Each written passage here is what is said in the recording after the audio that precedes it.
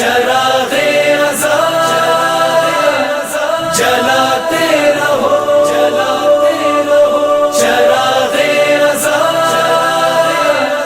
جلاتے رہو۔ لا حول ولا قوة الا باللہ العلی العظیم۔ اعوذ باللہ السمیع العلیم من الشیطان اللعین الرجیم۔ بسم اللہ الرحمن الرحیم۔ الحمد للہ الذی ہدانا لہذا وما كنا لنهتدي لولا أن هدانا الله لقد جاءت رسل ربنا بالحق والصلاة والسلام والتحية والإكرام على رسول الثقلين جد الحسن والحسین بالقاسم محمد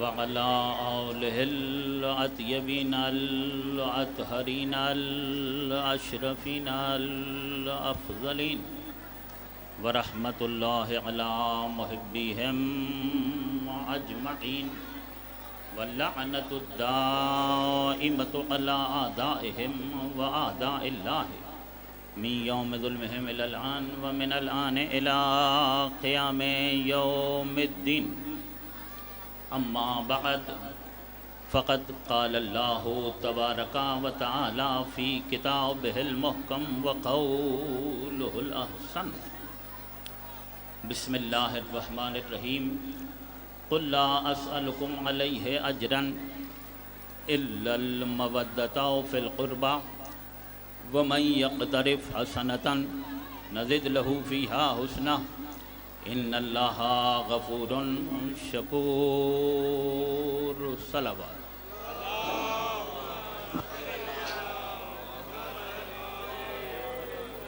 اعزائے گرامی قدر، شہر حیدرآباد کا یہ مرکزی عشرۂ اربعین کے جو قدم گاہ مولا علی سے 11 سفر کو شروع ہوا، جو سلسلہ کلام اور سلسلہ سخن 11 سفر کو شروع ہوا تھا، وہ آج چہلم کے دن اپنے 10ویں اور آخری مرحلے میں داخل ہو رہا ہے۔ فلسفہ وجوب مودت اہل بیت ہماری مجالس کا عنوان تھا۔ سورہ مبارکہ شورا اور اس سورہ کی آیت نمبر 23 یعنی آیہ مودت، جو قرآن مجید کی بہت ہی مشہور اور معروف آیت ہے، یہ سرنامہ کلام ہے۔ آیت کا ترجمہ پھر آج میں کر دیتا ہوں، روزانہ کے سامعین روز آیت کا ترجمہ سنتے رہے۔ قل لا اسألکم علیہ اجرا، حبیب ان سے کہہ دیجئے کہ اس تبلیغ دین پر اجرت کا اور کوئی سوال نہیں ہے، الا المودۃ فی القربى، مگر قربا کی مودت کا، یعنی کہ اس تبلیغ دین اور اس تبلیغ رسالت کا اور کوئی سوال بنتا ہی نہیں ہے۔ آپ تمام صاحبان میری طرف توجہ رکھیں، کوئی مسئلہ نہیں ہے۔ ظاہر ہے کہ مستورات اور بچوں کو خاموش کروانا یہ آسان کام نہیں ہے، تو سعی لا حاصل نہیں کرنی چاہیے۔ آپ اپنی توجہ میری طرف رکھیں، تو انشاءاللہ ایک صلوات پڑھیے محمد و آل محمد پر۔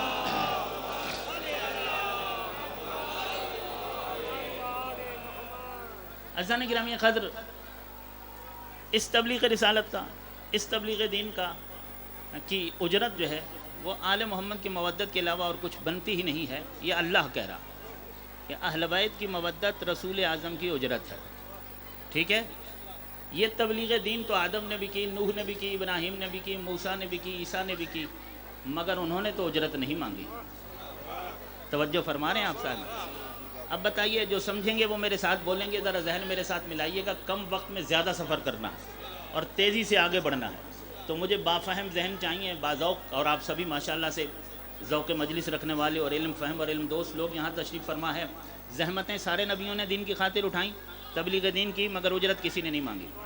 آپ مجھے یہ بتائیے کہ اگر کوئی اچھا کام کیا جائے اور ایک مرتبہ اچھا کام بغیر کسی اجرت اور معاوضے کے تصور کے کیا جائے، اور ایک مرتبہ اجرت اور معاوضہ کا تصور بھی ہو بلکہ مطالبہ ہو، آپ کس کو افضل قرار دیں گے؟ جو بلا معاوضہ کر رہا ہے یا معاوضے کے ساتھ؟ آپ کہیں گے کہ ایک اچھا کام کر رہا ہے یا ایک چیز ہمیں کوئی دے رہا ہے مگر اس کا معاوضہ ہم سے طلب نہیں کر رہا، تو ظاہراً فضیلت اس کی طرف جاتی ہے جہاں معاوضے کا تصور نہیں ہے۔ ہمارا عقیدہ یہ ہے کہ ہمارا رسول تمام نبیوں سے افضل ہے، مگر اس مسئلے کا کیا حل ہے؟ اگر کوئی غیر مسلم آپ سے کہے، کوئی عیسائی کہے کہ آپ کا رسول ہمارے عیسیٰ سے کیسے افضل ہو سکتا ہے؟ ٹھیک ہے نا؟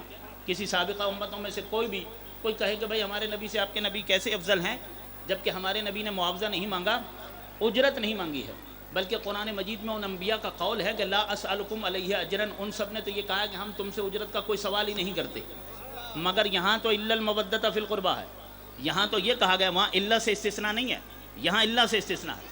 تو تمہارا رسول تو معاوضہ بھی مانگ رہا، تو تمہارا رسول ہمارے رسولوں سے کیسے افضل ہو سکتا ہے؟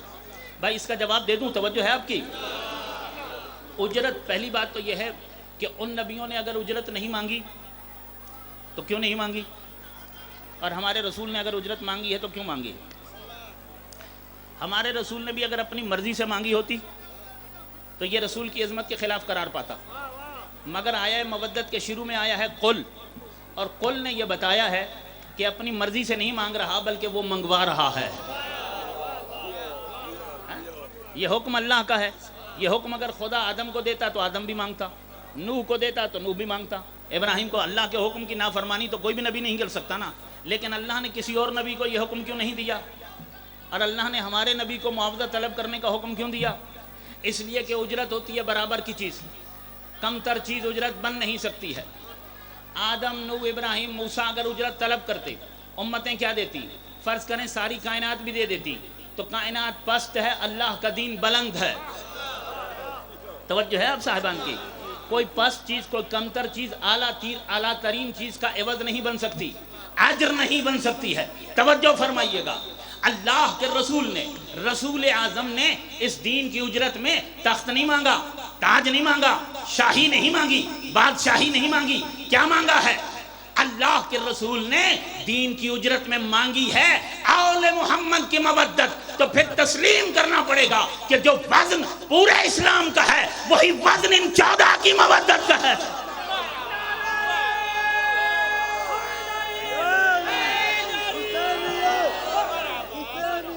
زندہ آباد، زندہ آباد،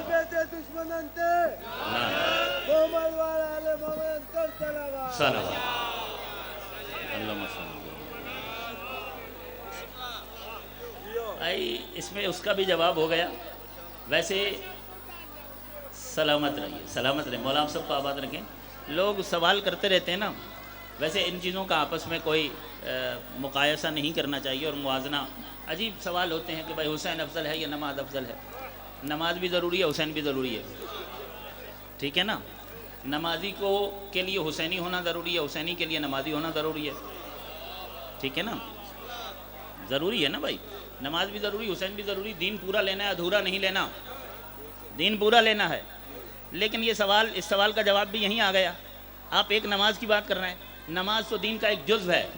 دین میں تو توحید بھی ہے، عدل بھی ہے، نبوت بھی ہے، امامت بھی ہے، قیامت بھی ہے، توحید بھی ہے، عدل بھی ہے، نبوت بھی ہے، رسالت بھی ہے، ٹھیک ہے نا؟ دین میں نماز بھی ہے، روزہ بھی ہے، حج بھی ہے، زکوٰۃ بھی ہے، خمس بھی ہے، جہاد بھی ہے، امر بھی ہے، نہی بھی ہے، تولا بھی ہے، تبرہ بھی ہے، عبادت بھی ہے، ریاضت بھی ہے، طواف بھی ہے، تلاوت بھی ہے، تسبیح بھی ہے، تحلیل بھی ہے، تمجید بھی ہے، قیام بھی ہے، رکوع بھی ہے، سجدہ بھی ہے۔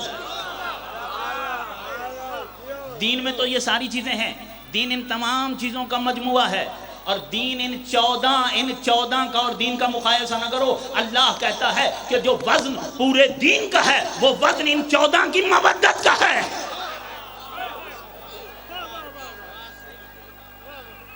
حیدری صلوات۔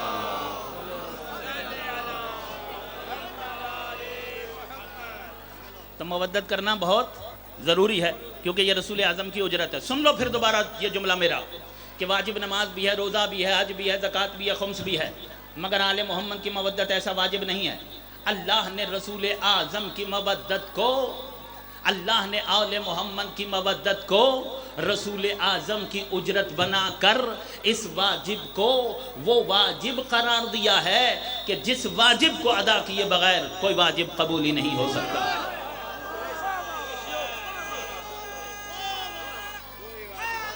حیدری. بھائی دونوں ہاتھ بلند کر کے نعرہ لگائیے, حیدری حیدری حیدری.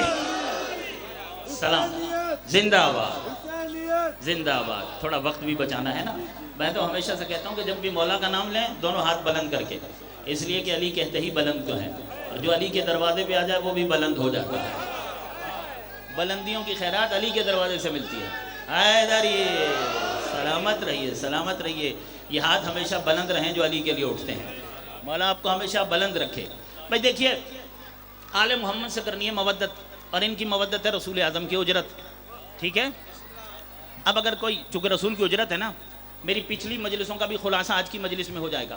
اب اگر کوئی ان سے مودت نہ کرے تو نہ اس کی نماز قبول, نہ روزہ قبول, نہ حج قبول.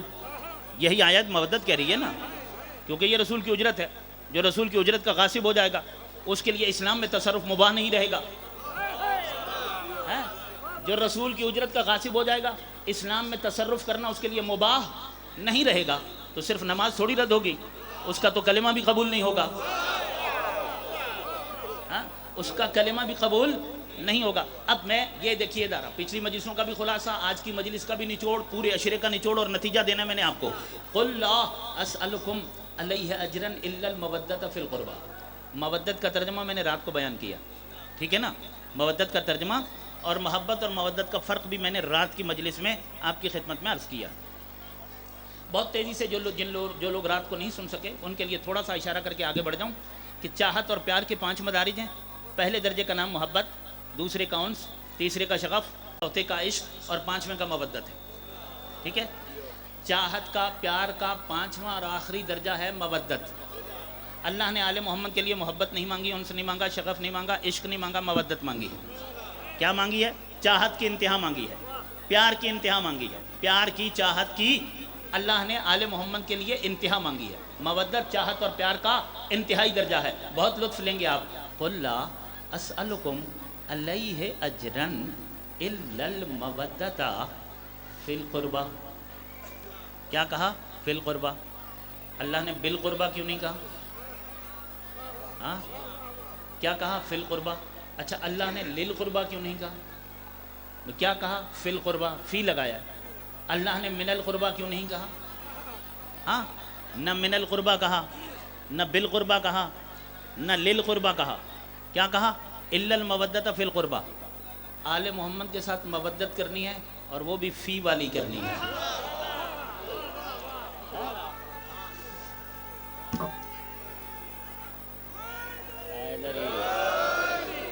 انسان اگر اپنی حقیقت کو سمجھ جائے نا تو دین کی حقیقت بھی اس کی سمجھ میں آتی ہے. دین آج تک انہیں نہیں سمجھ میں آیا جو اپنے آپ کو نہیں سمجھ سکے. اور اپنے آپ کو سمجھنا کوئی آسان تھوڑی ہے. اپنی معرفت حاصل کرنا, انسان کی اپنی حقیقت کیا ہوتی ہے. انسان کا جو نام ہوتا ہے وہ کس چیز کی پہچان ہوتا ہے. میں آپ میں سے کسی کا کیا نام لوں, میں اپنا ہی نام لیتا ہوں. مثلا میرا نام ہے شبیر الحسن طاہری. شبیر الحسن طاہری, مولانا شبیر الحسن طاہری. یہ کس چیز کا نام ہے؟ میرے اس جسم کا. یہ جو میری باڈی ہے, یہ جو میرا چہرہ, یہ جو میرے ہاتھ ہیں, اس کا نام ہے. کس چیز کا نام؟ اگر تم اس جسم کا نام ہے تو پھر جب میں مر جاؤں تب بھی اس جسم کو شبیر الحسن طاہری کہیں آپ, لیکن میرے مرنے کے بعد میری باڈی کو کوئی شبیر الحسن طاہری نہیں کہے گا. مر جاؤں گا تو سب یہی کہیں گے کہ میت کہاں ہے, میت کہاں سے اٹھے گی, حالانکہ باڈی ہے مگر اب شبیر الحسن طاہری نہیں کہہ رہے. اب کوئی شبیر الحسن طاہری نہیں کہہ رہا. کیا کہہ رہے ہیں؟ باڈی, میت. ٹھیک ہے. لیکن جب قبر میں اتاریں گے اور فاتحہ پڑھیں گے تو کہیں گے ثواب شبیر الحسن طاہری کو پہنچے. کیوں؟ اس لیے کہ قبر میں روح میں آ جاتی ہے. یہ باڈی میت کیوں کہہ رہے تھے, نام کیوں نہیں لے رہے تھے؟ اس لیے کہ جس کا نام شبیر الحسن طاہری تھا وہ جسم سے الگ ہو گیا, کیونکہ جسم کا نام نہیں ہے, روح کا نام ہے. انسان کی جو اپنی حقیقت ہے وہ روح ہے. روح کیا ہے؟ انسان کی اپنی حقیقت روح ہے. انسان کو اپنی حقیقت سمجھ میں آئے گی تو دین کی حقیقت بھی سمجھ میں آئے گی. آل محمد کی مودت دین کی روح ہے, دین کی روح. اہل بیت کی مودت کیا ہے؟ یہ دین کی روح ہے. اگر کسی اس باڈی میں سے اگر روح نکل جائے, باڈی کس کام کی؟ اگر دین میں سے آل محمد کی مودت نکال دو پھر پیچھے کچھ بچتا ہے. شاید اسی لیے تو خواجہ معین الدین کو کہنا پڑا تھا کہ شاہ است حسین بادشاہ است حسین دین است حسین دین پناہ است حسین سرداد نداد دست در دست یزید حقاؤ کے بنا الہ الہ است حسین.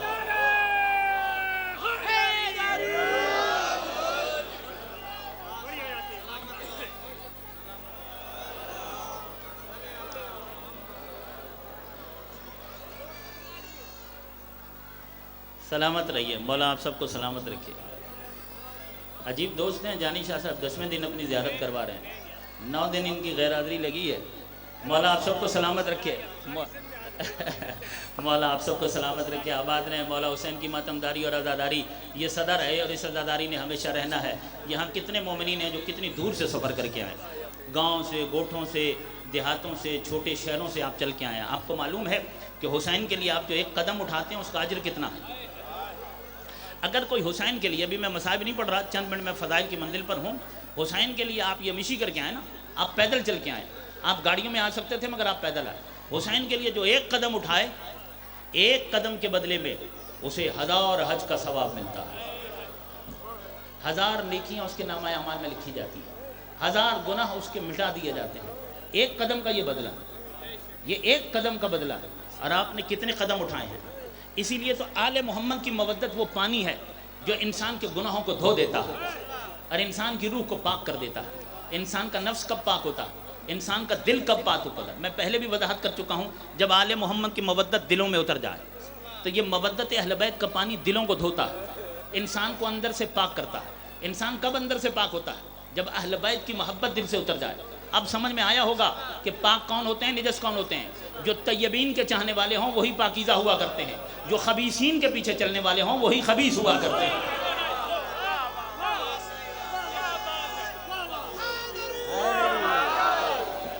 سمجھ میں آیا کہ قرآن نے 2 شجرے بیان کیے، ایک شجرہ طیبہ اور ایک شجرہ خبیثہ.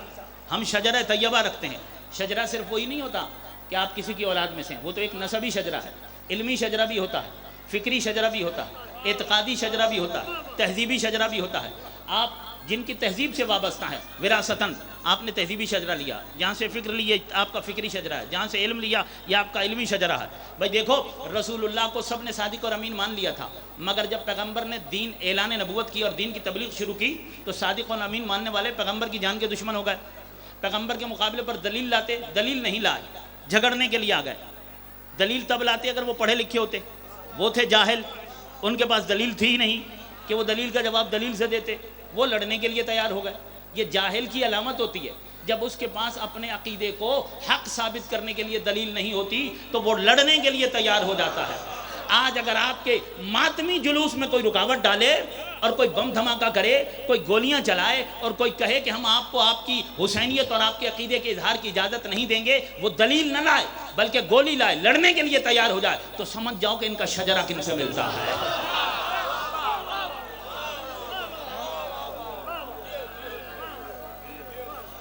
حیدری سلامت رہیے، سلامت رہیے.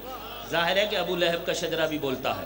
اگر علی کا شجرہ بولے گا، ٹھیک ہے نا، اگر آل محمد کا، ہم سب شجرہ آل محمد سے وابستہ ہیں، شجرہ ایمانی سے وابستہ ہیں، شجرہ طیبین سے وابستہ ہیں. یہ ہے شجرہ طیبہ. حیدری آل محمد کی مودت، یہ بات نتیجے والی یہ پہنچے آپ تک. ایک تو مانگی مودت ہے انتہائی درجہ چاہت کا، پھر مانگی ہے فی کے ساتھ. نہ بالقربہ کہا، نہ للقربہ کہا، نہ من القربہ کہا. کیا کہا؟ فی القربہ. ترجمہ تو یہ کیا جاتا ہے کہ مودت کرو قربہ سے، اہل بیت سے. یا آپ نے سے ترجمہ کس کا کیا؟ وہاں تو فی ہے، فی کا ترجمہ سے تو نہیں ہوتا. سے ترجمہ بنتا ہے من کا، من کا ترجمہ ہوتا ہے سے، مگر وہاں ہے فی القربہ. اور آپ جنہوں نے اسکولوں میں تھوڑی بہت عربی پڑھی ہے وہ جانتے ہیں کہ فی کا ترجمہ ہوتا ہے میں. فی کا ترجمہ کیا ہوتا ہے؟ میں. اب یہ کوئی لمبی چوڑی بحث نہیں ہے. زید فی الدار، زید گھر میں ہے، فی المدرسہ اسکول میں ہے، فی السوق بازار میں ہے. تو فی کا ترجمہ کیا ہوتا ہے؟ فی کا ترجمہ ہوتا ہے میں.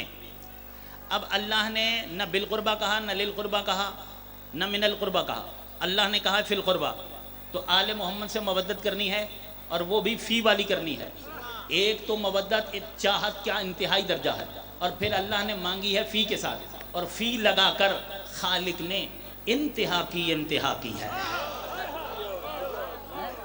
فی لگا کر انتہا کی ہے. فی سمجھاؤں؟ فی سمجھاؤں؟ مودت کرنی ہے آل محمد سے. بھائی سنیے، گرمی ہو سکتی ہے، گرمی ہو سکتی ہے، لیکن آل محمد کا ذکر ایسا ہے کہ جو لہو کو گرم رکھتا ہے، تھکنے نہیں دیتا. اور یہ ہو نہیں سکتا کہ میں اہل بیت کی بات کروں، میں 14 کی بات کروں، میں اہل بیت کے فضائل پڑھوں. آپ خاموش رہ نہیں سکتے، اس لیے کہ آپ نہیں بولتے، آپ کا شجرہ بولتا ہے، آپ کا لہو بولتا ہے، یہ خون کی طہارت بولتی ہے. جن کے دل کی دھڑکنوں میں علی رہتا ہے وہ چپ کیسے رہ سکتے ہیں؟ اور یہ ہم نے تھوڑی، یہ ہمیں پیغمبر نے حکم دیا ہے. پیغمبر نے تو یہ کہا ہے کہ مومن اور منافق کی پہچان کے لیے پوچھا نہ کرو، اس کے سامنے علی کا ذکر کیا کرو.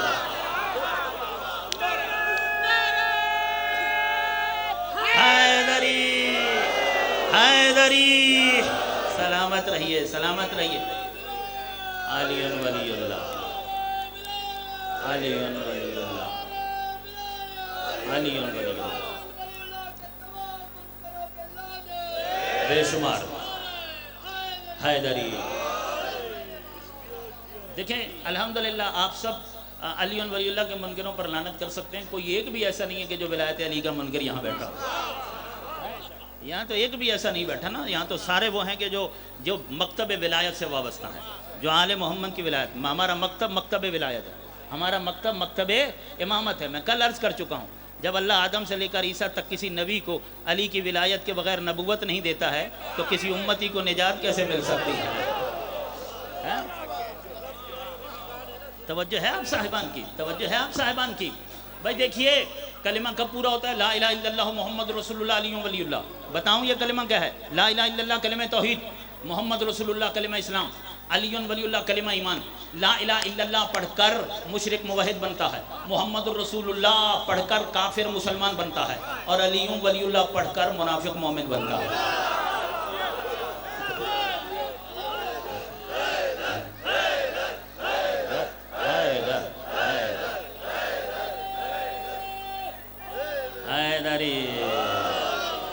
سلامت رہیے، مولا آپ سب کو آباد رکھے. میں فی سمجھ میں آ جائے، میں فی سمجھا دوں. فل قربا، مودت کرنی ہے، اور وہ بھی فی والی کرنی ہے. تو یہ فی کسے کہتے ہیں؟ کیا ہوتا ہے فی؟ فی عربی میں ہے، ذرا سمجھیے گا اس کو. عربی کی گرامر میں فی کو سمجھانے کے لیے جو سب سے بڑی مثال ہے وہ یہ ہے کہ السمک فی الماء، مچھلی پانی میں. السمک فی الماء، مچھلی پانی میں. یہ کیوں نہیں کہا کہ السمک بالماء؟ با کا ترجمہ ہوتا ہے ساتھ، علماء تشریف فرما ہے. الباء للالصاق، با ساتھ کا معنی دینے کے لیے ہوتی ہے. فی معنی کا فی دیتی ہے میں کا معنی، اور فی ہوتی ہے، فی ہوتا ہے للظرفیہ، ظرفیت کے لیے. ظرف کی دو قسمیں ہوتی ہیں، ظرف زمان، ظرف مکان. اس ظرفیت کو بیان کرنے کے لیے فی لایا جاتا ہے. با کا معنی ہوتا ہے ساتھ. لام علت کو بیان کرنے کے لیے ہوتی ہے، لام تعلیل کے لیے ہوتا ہے. لام کی بھی کئی قسمیں ہیں، یعنی للقربا بھی نہیں کہا، بالقربا بھی نہیں کہا. کیا کہا ہے؟ فی القربا. فی کا ترجمہ ہوتا ہے میں. اور عربی کی گرامر میں، نحو کی کتابوں میں فی کو سمجھانے کے لیے جو سب سے بڑی مثال ہے وہ یہ ہے کہ السمک فی الماء، مچھلی پانی میں، مچھلی پانی میں. السمک بالماء کیوں نہیں کہا؟ اس لیے نہیں کہا کیونکہ مچھلی کسی سمندر یا دریا یا حوض کے کنارے پر بیٹھ کر سیراب نہیں ہوتی ہے. اگر تو مچھلی پانی کے ساتھ رہ رہی ہوتی، کنارے سے پانی سے سیراب ہو رہی ہوتی تو بالماء کہا جاتا. لیکن کیوں فی الماء کہنا پڑتا ہے؟ کیوں؟ اس لیے کہ مچھلی پانی میں ڈوب کر رہا کرتی ہے. السمک فی الماء، ایسا ہی ہے نا میرے محترم سامعین، ایسا ہی ہے نا. مچھلی پانی میں غرق ہو کے رہتی ہے، مچھلی پانی میں ڈوب کر رہتی ہے. تو کہنا پڑتا ہے فی لگانا پڑتا ہے کیونکہ مچھلی پانی میں ڈوب کر رہتی ہے. السمک، میرا پورا مجمع، میرا پڑھا لکھا مجمع توجہ کرے گا. السمک فی الماء، مچھلی پانی میں. السمک فی الماء، مچھلی پانی میں.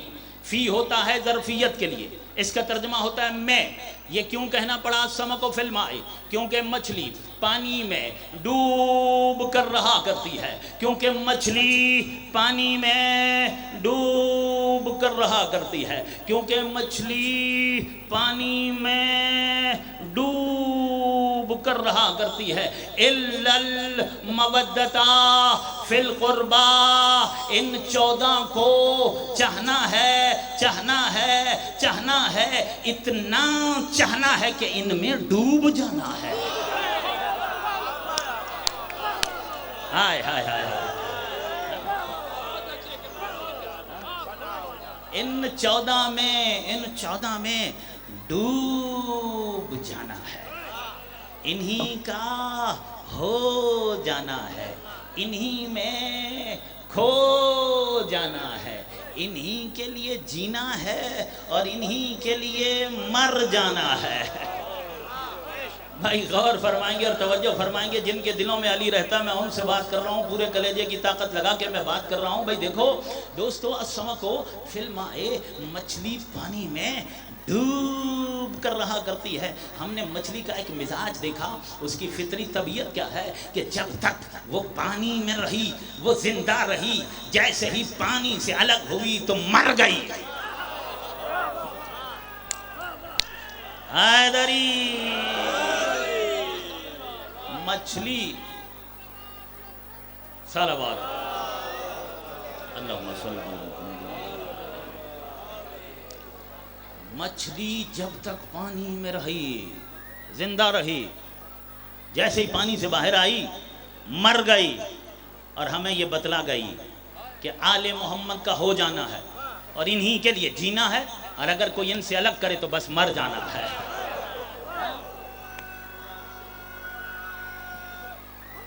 حیدری بس سن لیجئے نتیجہ آیہ مودت کا، قُلْ لَا أَسْأَلُكُمْ عَلَيْهِ أَجْرًا إِلَّا الْمَوَدَّةَ فِي الْقُرْبَى وَمَنْ يَقْتَرِفْ حَسَنَةً نَزِدْ لَهُ فِيهَا حُسْنًا إِنَّ اللَّهَ غَفُورٌ شَكُورٌ۔ اور آخر میں جا کر کیا کہا اللہ نے؟ ان 14 سے اگر تم مودت کرو تو شکور، اللہ تمہارا شکر گزار ہے۔ بس سنو تو صحیح، آدم اللہ کا شکریہ ادا کرتا ہے یا اللہ آدم کا؟ نوح اللہ کا کرتا ہے یا اللہ نوح کا؟ قرآن اٹھاؤ، تورات اٹھاؤ، زبور اٹھاؤ، انجیل اٹھاؤ، مجھے بتاؤ کہ اللہ نے کسی نبی کا شکریہ ادا کیا؟ سارے نبیوں نے اللہ کا شکریہ ادا کیا، سارے رسولوں نے اللہ کا شکریہ ادا کیا، سارے ولیوں نے اللہ کا شکریہ ادا کیا۔ تو بڑے سے بڑا منصب رکھنے والا بھی اللہ کا شکریہ ادا کرتا ہے۔ کیوں؟ اس لیے کہ اللہ احد ہے، صمد ہے، لم یلد ولم یولد ہے، ولم یکن لہ کفوا احد ہے۔ اللہ بے مثل ہے، بے نظیر ہے، لا شریک ہے، لا زمان ہے، لا مکان ہے، لا محدود ہے۔ اللہ ازلی ہے، ابدی ہے، سرمدی ہے، قدیم ہے، قادر ہے، خالق ہے، مالک ہے، رحمان ہے، رحیم ہے، کریم ہے، محسن ہے، مہربان ہے، معبود ہے، مسجود ہے۔ اللہ اللہ ہے، رب ہے، خالق، مالک، رحمان، رحیم، کریم، محسن، مہربان۔ نبیوں کو نبوت اللہ نے دی، رسولوں کو رسالت اللہ نے دی، اماموں کو امامت اللہ نے دی، ولیوں کو ولایت اللہ نے دی، زمین کا فرش بچھانے والا اللہ، آسمان کا شامیانہ لگانے والا اللہ۔ ان فی خلق السماوات والارض واختلاف الليل والنهار والفلك التي تجري في البحر بما ينفع الناس وما انزل الله من السماء من ماء فاحيا به الارض بعد موتها وبث فيها من كل دابة فيه۔ بھئی دیکھیے یہ قرآن مجید کیا کہہ رہا ہے کہ شمس و قمر کا خالق اللہ ہے، لیل و نہار کا خالق اللہ ہے، شب و روز کا خالق اللہ ہے، ارض و سما کا خالق اللہ ہے، ہوا و فضا کا خالق اللہ ہے، جمادات کا خالق اللہ، نباتات کا خالق اللہ، حیوانات کا خالق اللہ، حشرات کا خالق اللہ، یہ تمام تر کائنات کا خالق اللہ ہے۔ دن کا اجالا پیدا کرنے والا اللہ، رات کا تاریک پردہ پیدا کرنے والا اللہ، نباتات کو ہریالی کا حسن دینے والا اللہ، چاند کو چاندنی دینے والا اللہ، سورج کو روشنی دینے والا اللہ، فلک پہ ستاروں کی سجاوٹ قائم کرنے والا اللہ، اتنا وسیع و عریض زمین کا فرش بچھانے والا اللہ، اتنے بڑے وسیع و عریض سمندر چلانے والا اللہ، ہوائیں چلانے والا اللہ، رزق دینے والا اللہ، لباس خوراک رہائش پوشاک احباب اجداد دینے والا اللہ، بصارت سماعت دینے والا اللہ، دل کو دھڑکن دینے والا اللہ، دماغ کو فکر دینے والا اللہ، آنکھوں کو بصارت دینے والا اللہ، نطق کو قدرت و گویائی کی صلاحیت دینے والا اللہ، رشتے دینے والا اللہ، چاہنے والے دینے والا اللہ، زندگی دینے والا اللہ۔ تو دنیا بھی اس کی، آخرت بھی اس کی ہے، تو سب کو چونکہ وہ دیتا ہے، وہ منعم ہے، وہ محسن ہے، وہ مہربان ہے، کوئی اس کو کچھ نہیں دیتا، وہ سب سے بڑا ہے، سب کو دینے والا وہ ہے، اس لیے سب اس کا شکریہ ادا کریں گے۔ آدم بھی اس کا شکریہ ادا کرے گا، نوح بھی اس کا شکریہ ادا کرے گا، ابراہیم بھی اس کا شکریہ ادا کرے گا، سارے نبی اس کا شکریہ ادا کریں گے، سارے رسول اس کا شکریہ ادا کریں گے۔ اب بھی سمجھ میں نہ آیا کہ اس اللہ کی نظر میں ان 14 کی مودت کتنی ضروری ہے۔ وہ کہتا ہے کہ تم ان 14 سے مودت تو کرو، میں اللہ ہو کر تمہارا شکریہ ادا کروں گا۔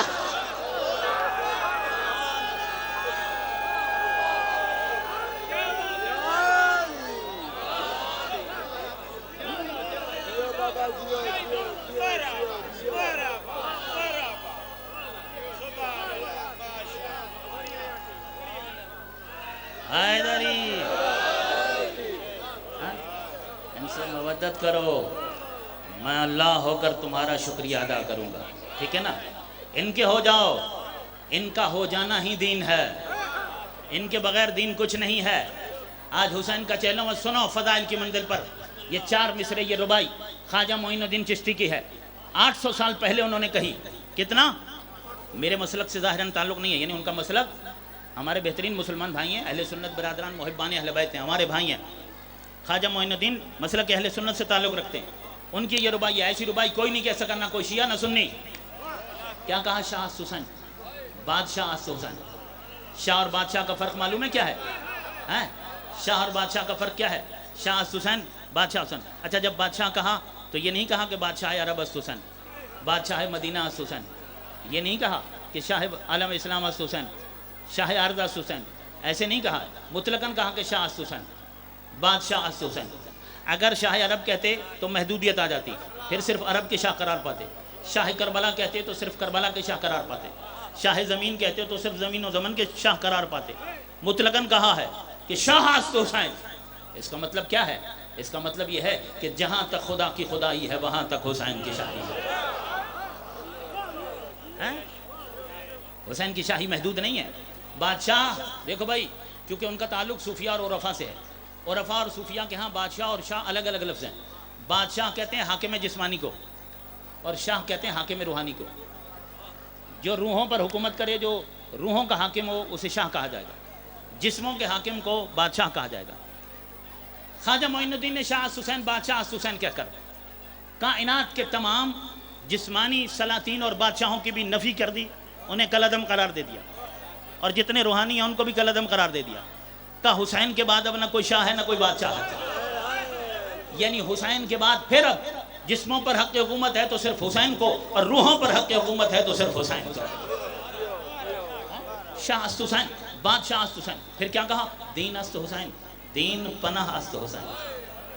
عجیب بات ہے کہ خواجہ نے کیا کہا ہے؟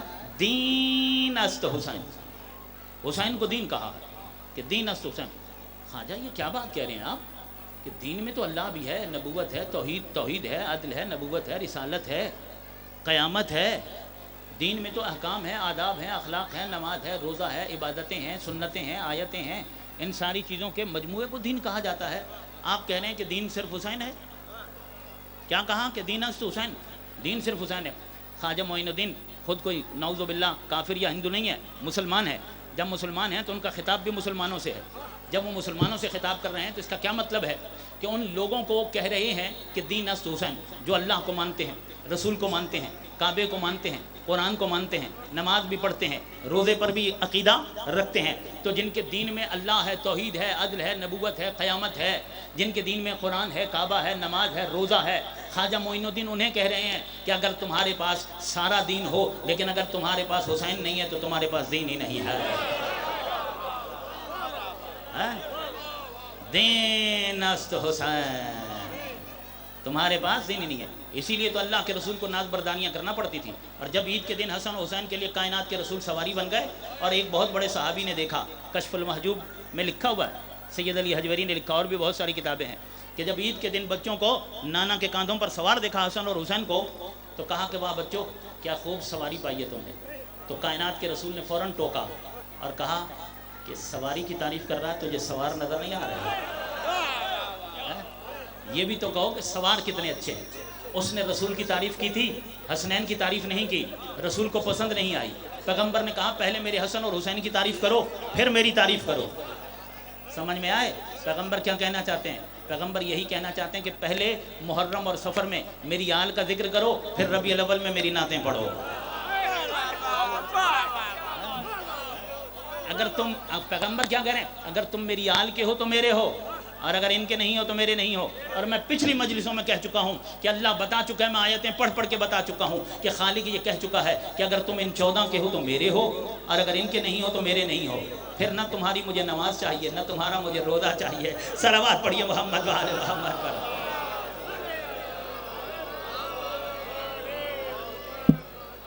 اس لیے آل محمد کی مودت وہ واجب ہے کہ اس واجب کو ادا کیے بغیر کوئی واجب قبول نہیں ہو سکتا ہے۔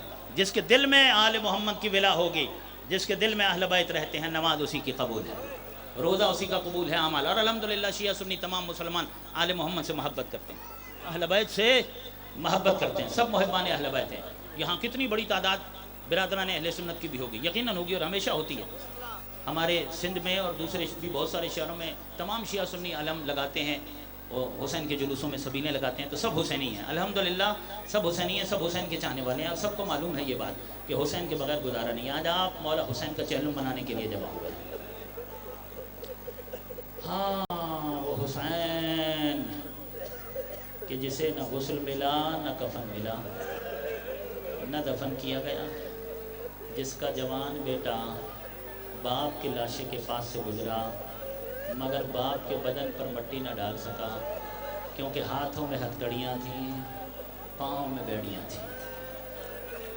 اجرکم اللہ جزاکم ربکم.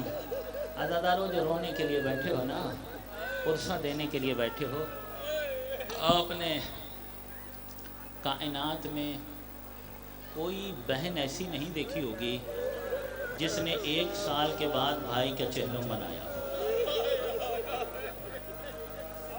بھائی بھی حسین جیسا, بہن بھی زینب جیسی.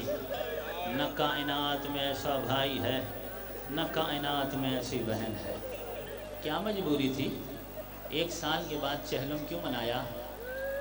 بلکہ یہ وہ بہن ہے کہ اسے اسیر ہو کر بھائی کے لاشے کے پاس سے گزرنا پڑا, اس حالت میں کہ ہاتھ پس گردن بندھے ہوئے تھے, بے پالان اونٹوں پر بٹھایا گیا تھا. بطول زادیوں کو 11 محرم کو قیدی بنا کر پس گردن ہاتھ بند کر کے, بے پالان اونٹوں پہ سوار کر کے, سید سجاد کے ہاتھوں میں ہتھکڑیاں ڈال کے, گلے میں توق ڈال کے, اور میرے چوتھے اور بیمار امام کے پاؤں شکم شتر کے ساتھ باندھے گئے تھے تاکہ اگر اونٹ تیز چلے تو یہ گر نہ جائے. اس حالت میں ان قیدیوں کو لے جایا گیا, کربلا سے پہلے کوفہ لایا گیا, کوفے کے بازار سے گزارا گیا. عزادارو وہ زینب جو کبھی کوفے میں شہزادی بن کر رہی, جس کے بابا کی کوفے میں شاہی رہی تھی, اسے قیدن بن کے کوفے کے بازار سے گزرنا پڑا. ابن زیاد کے دربار میں پیش کیا گیا. کہاں بازار کہاں زینب, کہاں دربار کہاں زینب. 3 دن کوفے کے قید خانے میں رکھا گیا. پھر کوفے سے شام کی طرف جب لے جایا گیا تو بہت ساری منزلوں سے گزارا گیا. ایک منزل میں نے رات کو بیان کی ہے, منزل اسقلان, جہاں سے قیدیوں کو گزارا گیا.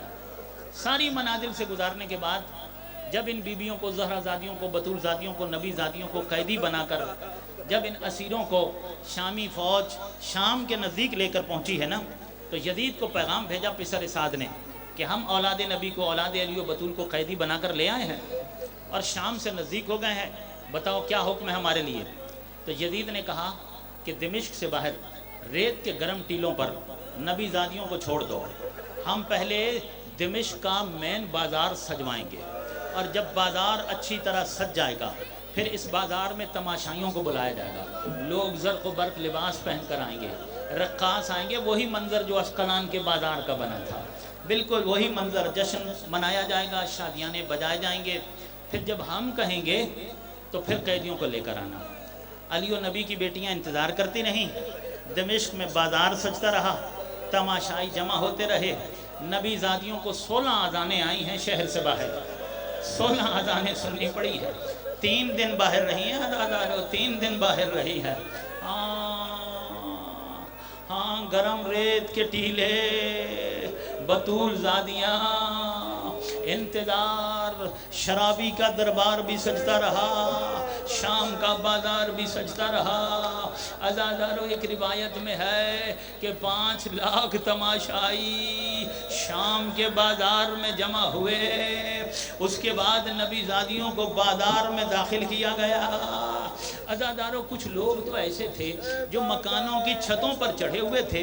یہ مکانوں کی چھتوں پر جو لوگ چڑھے ہوئے تھے نا, ان کے ہاتھوں میں کچھ چیزیں بھی تھیں. کچھ اس انداز کی چیزیں بیان کی گئی ہیں کہ کسی کے ہاتھ میں پتھر تھا، کسی کے ہاتھ میں لکڑی تھی، کوئی ان قیدیوں کو لکڑی مارتا تھا، کوئی پتھر مارتا تھا، الغرض جس کے ہاتھ میں جو آتا تھا نا وہ مار دیتا تھا۔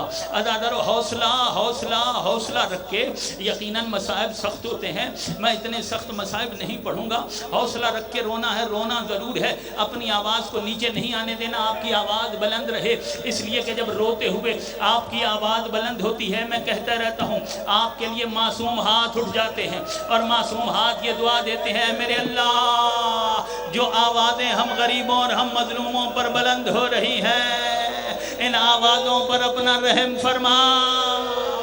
عزادارو آپ ان پر رونے کے لیے جمع ہوئے ہو جن پر کربلا میں رونے والا کوئی نہیں تھا، جن کے رونے پر بھی پابندیاں تھیں، آپ آزاد فضا میں رو رہے ہو اور چیخ مار کے رو سکتے ہو، لیکن ہائے کربلا کے جو صاحب ادا تھے، جو وارث کربلا تھے نا، ان کے بچے جب روتے تھے نا تو کبھی دائیں سے تماچا، کبھی بائیں سے تماچا،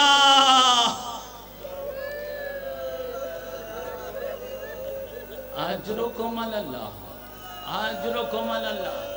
شام کا بازار بڑی سخت منزل ہے، منہال کوفی سے یہی تو میرے چوتھے امام نے کہا تھا کہ منہال تو نے انصاف نہیں کیا ہے، ارے کیا ماؤں بہنوں اور پھوپھیوں کو ننگے سر شام کے بازار لے جانا، کیا یہ بھی ہماری میراث ہے؟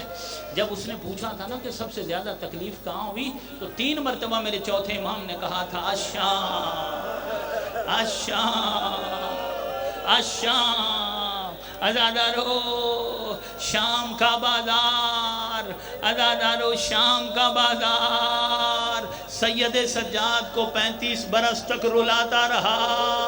میرا چوتھا امام سرخ آنسوؤں کے ساتھ اس بازار پہ رویا ہے 35 برس۔ شام کے بازار میں کسی شامی مرد نے امام کے سامنے آ کر گستاخی کی اور کہا کہ اچھا ہوا کہ حاکم کو یعنی یزید کو فتح ہوئی، آپ لوگوں کے مرد مارے گئے، آپ لوگوں کی عورتیں قیدی ہوئیں، آپ لوگوں کو قیدی بنا کے بازار میں داخل کیا گیا۔ امام فرماتے ہیں کہ اے شامی اتنا بتا تو مسلمان ہے؟ کہتا ہے میں مسلمان ہوں۔ امام فرماتے ہیں تو نے قرآن پڑھا ہے؟ کہتا ہے ہاں میں نے قرآن پڑھا ہے۔ امام فرماتے ہیں تو نے قرآن میں یہ آیت پڑھی ہے جہاں اللہ کہتا ہے قُلْ لَا أَسْأَلُكُمْ عَلَيْهِ أَجْرًا إِلَّا الْمَوَدَّةَ فِي الْقُرْبَى، کہتا ہے ہاں میں نے یہ آیت پڑھی ہے۔ امام فرماتے ہیں جن قربا کی مودت اللہ نے مانگی ہے وہ قربا ہم ہی ہیں، وہ اولاد رسول ہم ہیں، وہ خاندان نبوت ہم ہیں۔ امام فرماتے ہیں بتا تو نے قرآن میں یہ آیت پڑھی ہے انما یرید اللہ لیذھب عنکم الرجس اہل البیت ویطہرکم تطہیرا، کہتا ہے پڑھی ہے۔ امام فرماتے ہیں وہ ہستیاں کہ جن کی طہارت کا اعلان اللہ نے کیا ہے وہ ہمارا ہی گھرانہ ہے۔ عزادارو یہ رونے لگا، کہنے لگا ہمیں تو کچھ اور بتایا گیا، آپ اولاد رسول ہیں، یہ ظلم خاندان رسول پر ہوا، سخت منزل تھی بازار، بازار سے گزار کے داخل کیا گیا شرابی کے دربار میں۔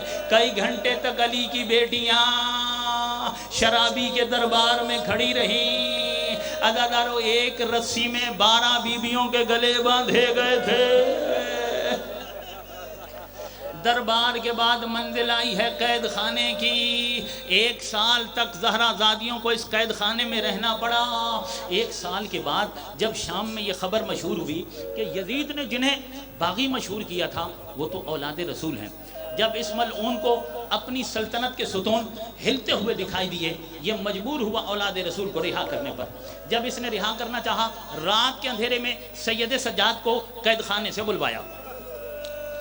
جب بلوایا پھوپھی اماں سے مشورہ کر کے، اگرچہ جناب زینب نے کہا کہ سجاد رات کے اندھیرے میں حاکم بڑا ظالم ہے، میرا دل مطمئن نہیں ہے، تو چوتھے امام نے کہا کہ پھوپھی اماں آپ مطمئن رہیے، میں علم امامت سے جانتا ہوں کہ ابھی اس وقت یہ مجھے قتل نہیں کر سکتا ہے، جاؤ سجاد اجازت ملی۔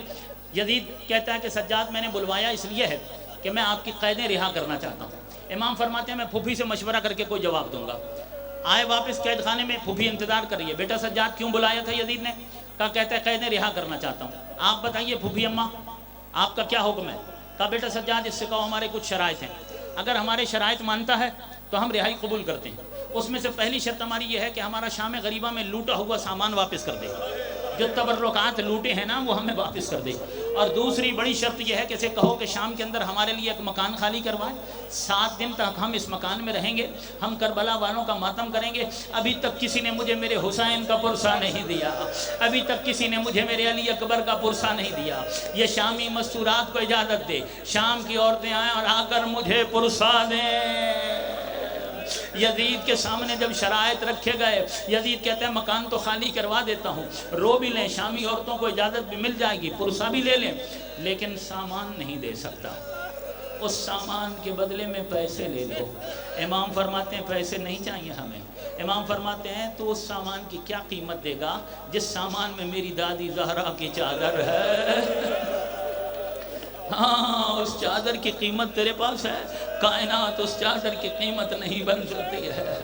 مختصر کروں عزادارو, شام میں مکان خالی ہوا, شامی عورتوں کو اجازت ملی, 7 دن تک شام میں حسین کا ماتم ہوا. شامی مسورات آتی رہیں, بطول زادیوں کو پرسہ دیتی رہیں. زہرا زادی نے کہا ہمارے شہداء کے سر ہمارے سامنے لائے جائیں, ہم ان سروں کو دیکھنا چاہتی ہیں اور دیکھ کر پھر ماتم کرنا چاہتی ہیں. یہ 18 بنو ہاشم کے جو سر نیزوں پر بلند کر کے کربلا سے شام لے گئے تھے نا, باری باری سر آئے. شامی مستورات موجود تھیں, انہیں تو معلوم نہیں تھا کہ یہ سر کس کا ہے اور اس سر کی, اس صاحب سر کی ماں کون سی بی بی ہے. بی بی زینب سب کا تعارف کرواتی. شامی عورتیں موجود ہوتی, کبھی کوئی سر آتا, کہتی یہ قاسم کا سر ہے, اس کی عمر صرف 13 سال تھی. ان ظالموں نے کربلا میں اسے ٹکڑے ٹکڑے کر کے مار دیا. یہ ام فروا اس قاسم کی ماں ہے, 2 پرسہ ام فروا گو. کچھ دیر کے بعد کوئی اور سر آیا. بطول زادی نے کہا یہ علی اکبر کا سر ہے, اس کی عمر صرف 18 سال تھی. یہ ام لیلہ کا کڑیل جوان لال تھا, اس کے سینے میں برچھی ماری گئی. اسے بھی 3 دن کا بھوکا اور پیاسا کربلا کے تپتے صحرا میں شہید کیا گیا. ارے یہ ام لیلہ اسی علی اکبر کی ماں ہے. پھر شامی عورتیں ام لیلہ کو پرسہ دینے لگیں. ایک ایک سر آتا, بطول زادی تعارف کرواتی, پھر صدائے گریہ بلند ہوتی. 7 دن تک شام میں عزاداری ہوئی. 7 دنوں کے بعد واپس روانہ کیا گیا مدینے کی طرف. عزادارو جب شام سے جا رہی تھی نا زہرا زادی, تو بہت کچھ یاد آیا. وہ منظر بھی یاد آیا جب مدینے سے چلی تھی تو 53 محمل تھے. آج جب شام سے واپس جا رہی ہے تو صرف 3 محمل ہے. مدینے سے چلی تھی, حسین ساتھ تھا, عباس ساتھ تھا, علی اکبر ساتھ تھا, بھرا گھر تھا, ہاشمی جوانوں سے رونق تھی, بڑا پروٹوکول تھا ہاشمی جوانوں کا. مگر اب جب جا رہی ہے تو نہ علی اکبر ساتھ ہے, نہ عباس ہے, نہ حسین ہے. عزادارو شام سے باہر نکلے. ساربان نے پوچھا کس راستے سے جانا ہے. بطول زادی نے کہا کہ ہم نے کربلا کے راستے سے جانا ہے. میں پہلے کربلا جاؤں گی, جا کے پہلے اپنے حسین کا چہلم مناؤں گی. عزادارو 1 سال کے بعد بہن کو موقع ملا کہ وہ بھائی کا چہلم منائے. ادھر جابر قبر حسین کا پہلا زائر قبر حسین پر موجود ہے, زیارت کر رہا ہے. ادھر شام سے یہ کاروان پہنچتا ہے. جابر کا غلام جابر کو بتاتا ہے کہ راہ شام سے کوئی قافلہ آتا ہوا دکھائی دے رہا ہے. جابر کہتے ہیں آگے جاؤ, ہو سکتا ہے کہ جو یزید کے جاسوس ہوں یا سپاہی ہوں جو ہمیں گرفتار کرنے آ رہے ہوں. جب یہ چلا تو جابر کہتے ہیں میرا دل یہ بھی کہہ رہا ہے کہ ہو سکتا ہے میرے سردار رہا ہو کر آ رہے ہوں. اپنے غلام سے کہتا ہے اگر تو یزید کے سپاہی ہوں تو بتانا, ہم کہیں آگے پیچھے ہو جائیں گے, اور اگر تو نے مجھے یہ خبر دی کہ میرے سردار رہا ہو کر آئے ہیں میں تجھے آزاد کر دوں گا. ہاں اس کا غلام عطیہ آگے بڑھا, تیز قدموں کے ساتھ گیا, تیز قدموں کے ساتھ پلٹ کر آیا. کہتا ہے جابر مبارک ہو, سید سجاد آ رہے ہیں, بطول زادیاں آ رہی ہے. عزادارو جب یہ کاروان کربلا کے قریب پہنچا, غلام کا سہارا لے کر جابر استقبال کے لیے آگے بڑھا. چونکہ جابر نابینا ہو چکا تھا, سید سجاد سواری سے نیچے اترے, آگے بڑھے. کہا چچا جابر ابھی تک کسی نے مجھے میرے بابا کا پرسہ نہیں دیا, ابھی تک کسی نے مجھے میرے علی اکبر کا پرسہ نہیں دیا. آؤ چچا جابر پہلے مجھے گلے لگاؤ, میرے بابا کا مجھے پرسہ دو. عزادارو دیر تک سید سجاد جابر کو گلے لگا کر روتے رہے. یہی حق ہے، یہی حق ہے۔ مصائب اپنی آخری منزل میں داخل ہو گیا، اجرکم علی اللہ، خدا کسی غم میں نہ رلائے سوائے غم حسین کے۔ عزادارو وہ آنکھ بڑی عظیم ہوتی ہے جس آنکھ سے حسین کے لیے آنسو نکلتا ہے۔ ہاں عزادارو آپ رو رہے ہیں نا، حسین کی ماں دو کام کر رہی ہے، ایک آپ کی آنکھ سے نکلنے والا آنسو رومال فاطمہ میں محفوظ ہو رہا ہے، دوسرا آپ کی بلند ہونے والی آوازیں سیدہ کے پاس ریکارڈ ہو رہی ہیں۔ آج بھی حسین کی ماں اتنی غریبہ ہے، پرسہ لینے خود آتی ہے، جنت البقیع کی ٹوٹی ہوئی قبر میں سے ٹوٹے ہوئے پہلو کے ساتھ یہ بیوی موجود ہے آپ کے آنسوؤں کو لینے کے لیے۔ آپ کے آنسوؤں کی قیمت صرف حسین کی ماں کے پاس ہے۔ عزادارو یہی حق ہے پرسہ دینے کا۔ آپ رو رہے ہیں، گریہ کر رہے ہیں، بہت خوبصورت پرسہ داری ہو رہی ہے، ظاہر ہے چہلم کا دن ہے عزادارو، رونے کا دن ہے، عزاداری کا دن ہے۔ ہاں حسین کی بہن حسین کا چہلم منانے کے لیے کربلا میں پہنچ گئی ہے۔ عزادارو اب سید سجاد نے پھوپھیوں سے کہا کہ اتارائیے، اتارا بڑے احترام سے، کربلا کی سرزمین آ گئی۔ اس کے بعد سید سجاد کہتے ہیں چچا جابر آپ آئیے، کیونکہ آپ کربلا میں موجود نہیں تھے نا عاشور کے دن، آئیں ذرا میں آپ کو دکھاؤں کہ یہ کون کون سی جگہ ہے۔ ایک جگہ لے کر گئے، کہا یہ وہ جگہ ہے جہاں میرا بھائی 13 سال کا قاسم زین سے زمین پر آیا، اور جب تک زین پر تھا تو قاسم تھا، جب زمین پر آیا تو تقسیم ہو گیا۔ پھر ایک جگہ لے کر گئے، کہا یہ وہ جگہ ہے جہاں میرے چچا عباس کے بازو قلم ہوئے۔ پھر ایک جگہ لے کر گئے اور کہا یہ وہ جگہ ہے جہاں میرا 18 سال کا کڑیل جوان بھائی علی اکبر سینے میں برچھی کھا کر زین سے زمین پر آیا۔ جب میرے علی اکبر نے کہا بابا آئیے میرا لاشا لے جائیے، تو کربلا کے شہیدوں میں سے واحد شہید علی اکبر تھا جس کی لاش پر اپنے قدموں سے چل کر نہیں گئے حسین، بلکہ پیدر بر لاش پہ سر دانو بدانو رسید۔ ارے بوڑھا باپ جوان بیٹے کے لاشے پر کوہنیوں اور زانووں کے بل چل کے گیا۔ علامہ حسین بخش نے لکھا کہ جب علی اکبر کا لاشا 9 قدم کے فاصلے پر رہ گیا تھا نا، فاطمہ کے لال کی بینائی چلی گئی، حسین کی آنکھوں کے سامنے اندھیرا آ گیا تھا۔ حسین نے آواز بلند کر کے کہا تھا علی اکبر مجھے آواز دو، علی اکبر تمہارے بعد مجھے کچھ نظر نہیں آ رہا۔ اجرکم علی اللہ جزاکم ربکم۔ چچا جابر ایک ایک شہید کا بتایا، سید سجاد نے ایک ایک شہید کا بتایا۔ کہا چچا جابر آئیے میں آپ کو وہ منظر بھی بتاؤں، یہاں سے میرے بابا میرے خیمے میں آئے تھے، یہاں سے میری پھوپھیوں کے خیمے میں آئے تھے، یہاں سے رخصت ہوئے تھے، یہاں سے سکینہ سے رخصت ہوئے تھے، یہاں پر سکینہ نے میرے بابا کے گھوڑے کے پاؤں پکڑ لیے تھے، گھوڑے کے سم پکڑ لیے تھے۔ ایک ایک منظر سید سجاد بتا رہے ہیں، کتنا دل خراش منظر ہوگا وہ، جب حسین عصر عاشور تمام بیویوں سے ودا ہونے کے بعد خیمے سے نکل رہے تھے اور گھوڑا رک گیا، گھوڑے کے اگلے پاؤں باہر تھے، پچھلے پاؤں اندر تھے۔ میرے مولا نے اپنے ذوالجناح کو آگے بڑھانا چاہا مگر ذوالجناح آگے نہیں بڑھا، تو حسین نے یہی کہا تھا نا ذوالجناح میرا اکبر مارا گیا، میرا عباس مارا گیا، اب میرا کوئی نہیں بچا ہے، کیا مصیبت کی آخری منزل میں تو بھی میرا ساتھ نہیں دے گا؟ یہ آخری تکلیف ہے، آج کے بعد حسین تجھے کوئی تکلیف نہیں دے گا۔ گھوڑے کی آنکھوں میں آنسو آ گئے تھے، گھوڑے نے اپنی گردن کو جھکا دیا تھا، زبان حال سے کچھ کہا تھا۔ اب جو حسین نے جھک کر دیکھا کیا نظر آیا؟ ارے ایک 4 سال کی بچی ہے جو گھوڑے کے قدموں سے لپٹی ہوئی ہے اور رو رو کے کہہ رہی ہے گھوڑے میرے بابا کو نہ لے جا، مجھے بابا کے بغیر نیند نہیں آتی ہے۔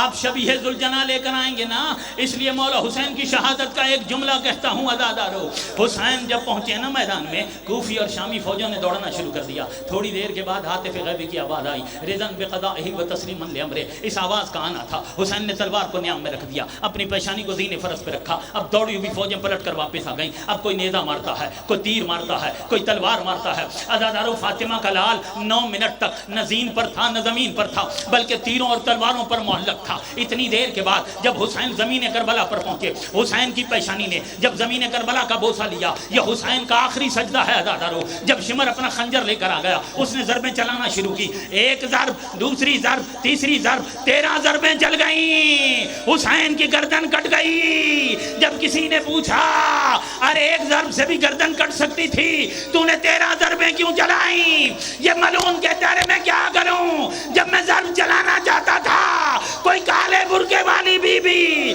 سامنے آ جاتی تھی، ہاتھ پھیلا دیتی تھی، رو کے کہتی تھی ارے نماز ٹکیاں پیس پیس کے بالا. ارے حسین شہید ہو گئے. حسین کا ذوالجناح خیمے میں واپس آ گیا. ذہن ڈلی ہوئی تھی, پیشانی پہ خون لگا ہوا تھا. 4 سال کی بچی خیمے کے دروازے پر کھڑی ہوئی تھی. جب اس نے گھوڑے کو دیکھا کہ گھوڑا خالی واپس آیا ہے, میرے بابا نہیں آئے, اب ماتم کرتے ہوئے اٹھنا, اب سینہ پیٹتے ہوئے اٹھنا. شبیہ ذوالجناح آئے گی جو ماتم کرنے کے لیے بیٹھے ہو. تمہارے مذہب میں ماتم کرنا جائز ہے نا, سینہ پیٹنا جائز ہے نا, سر پیٹنا جائز ہے نا. آج حسین کے چہلم کے دن ماتم نہیں کرو گے تو پھر کب ماتم کرو گے؟ عزادارو قیامت کا جملہ. جب دیکھا نا سکینہ نے گھوڑا آیا بابا نہیں آئے, بچی نے گھوڑے سے مخاطب ہو کر ایک جملہ کہا, حل سوقیابی او قتلا شانان. گھوڑے اتنا بتا, جب میرے بابا کو ذبح کیا گیا, جب میرے بابا کو مارا گیا تو کسی نے میرے بابا کو پانی پلایا تھا یا میرے بابا کو پیاسا ہی ذبح کیا گیا؟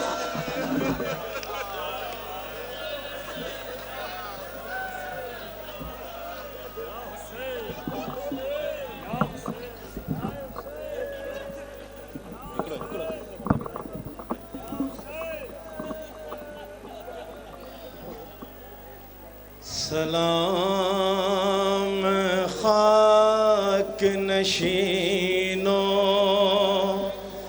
پہ سوگواروں کا, غریب دیتے ہیں پرسا تمہارے پیاروں کا.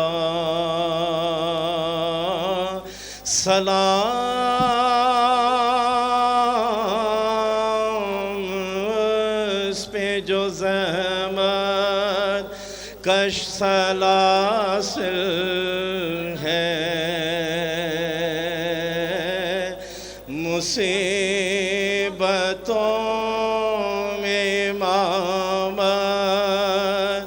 کی پہلی منزل ہے.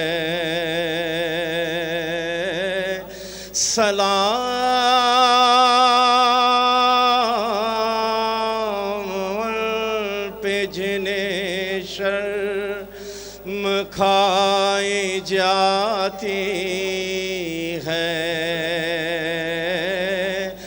کھلے سروں پہ اسیری کی خاک آتی ہے.